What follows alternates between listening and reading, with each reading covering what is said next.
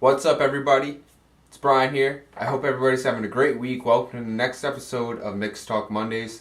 Today, I want to just show you guys a quick, simple tip that you guys could throw onto your master channels to make a more clean, less muddy master and get a higher quality sound to make it more radio ready and professional sounding.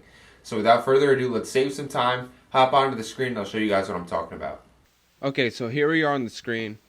I have a session up from my man Jacoby Slade. He's working on his new project upcoming, and this is one of the tracks on his new project. It's called Oh My God. Now I just want to show you guys a quick tip that you guys could use.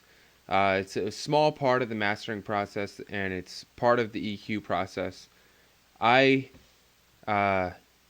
pretty much use it on all of the tracks that I end up doing. This is my default mastering template, but in this situation, this won't really matter too much. You could probably just throw it onto the master channel, or if you want to just throw it onto this normal track, you could go ahead, you could bypass this auxiliary channel that this is routed out to. So I'm going to be doing everything on the auxiliary channel just because I'm used to it. It's what I've been doing for a long time.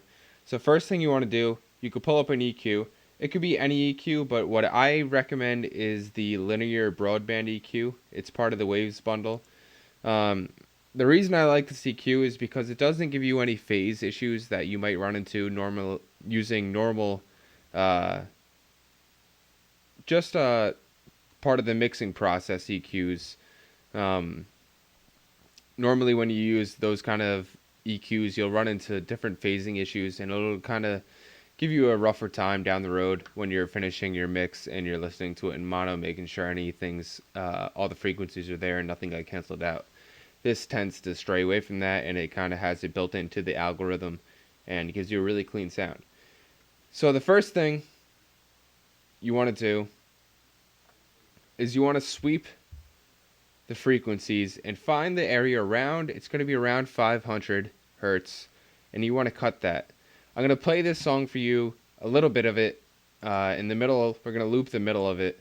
It's a pretty short song. We're going to loop the middle, and we're going to work on that section.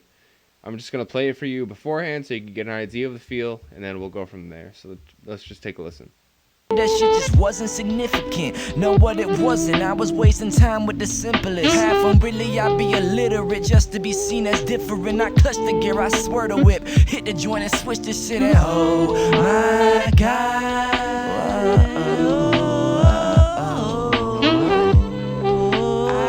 That shit just wasn't significant. No, what it was. So you get a quick little snippet of it.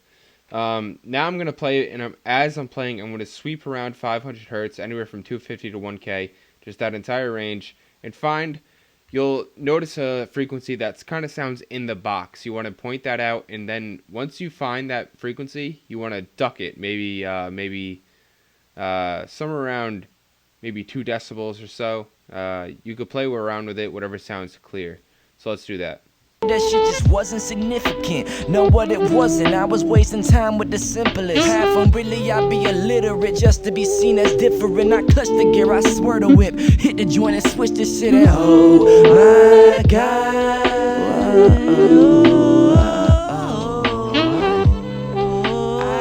That shit just wasn't significant. No, what it was. So I'm happy with that.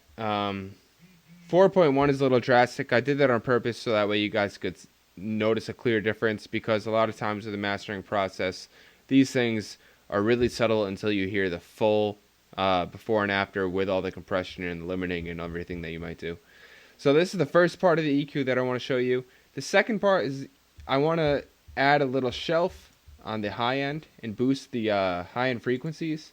So what you want to do is you want to simply add a simple shelf. They should be on all EQs, and from that point you want to start at 0 and you want to just boost from there. So you want to loop that same part that you were listening to and gradually increase this until you hear a difference. Once you hear a difference, I actually recommend bringing it back maybe half a decibel or something like that. I usually go from 8K up just because that's the brightness. Just trying to make it a little more crisp, a little more clear, a little less muddy. So let's just listen to that. That shit just wasn't significant. No, what it wasn't. I was wasting time with the simplest. Half on really, I'd be illiterate just to be seen as different. I clutched the gear, I swear to whip. Hit the joint and switch this shit out.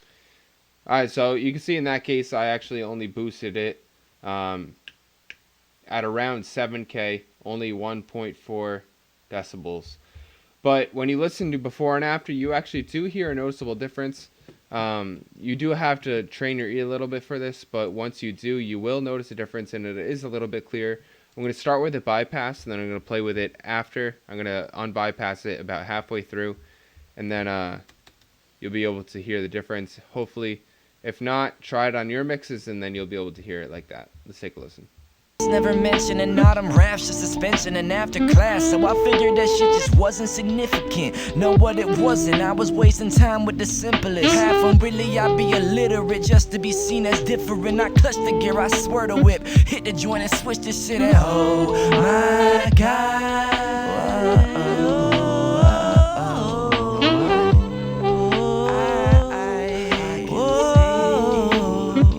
Then it hit me like, oh my God. It was all there from the beginning. Swear the plants around me grinning. They spinning in circles, singing the songs of the river flowing. The phoenix that rose from the ashes. Now the whole forest glowing like, oh my God. As you could hear, it's a little less muddy, pushes the vocals to the front a little bit more, and it gives it a little more presence overall in the track. So I hope you guys took a little bit away from this video. Try this on your masterings, or even you could use this on mixing as well. Just try it around, see what you come up with, and hopefully you come up with good results. If you have any questions or comments, leave them in the comments, and I'll be sure to answer. Until next Monday, I'll talk to you guys soon. Peace out.